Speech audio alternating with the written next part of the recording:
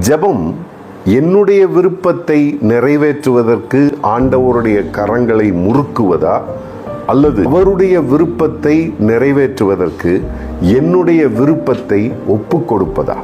எது ஜெபம்? 1 யோவானிலே நாம் இப்படியாக வாசிக்கிறோம், தேவனுடைய திருவுளத்திற்கு ஏற்ப நாம் ஜெபிக்கிற பொழுது அவர் நம்முடைய ஜெபங்களுக்கு செவிசாய்க்கிறார் என்று சொல்லி யோவான் எழுதுகிறார்.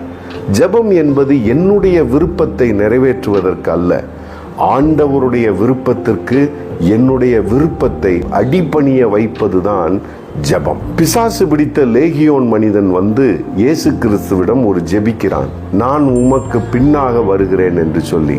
ஆனால் அவர் சொல்லுகிறார், என்னுடைய விருப்பம் நீ உன்னுடைய இனத்தாரிடத்திற்கும் வீட்டாரிடத்திற்கும் சென்று நீ அவர்களுக்கு சாட்சியாக இரு என்று. அந்த விருப்பத்திற்கு தன்னை இணக்கி கொண்டான். அதுதான் ஜெபம்.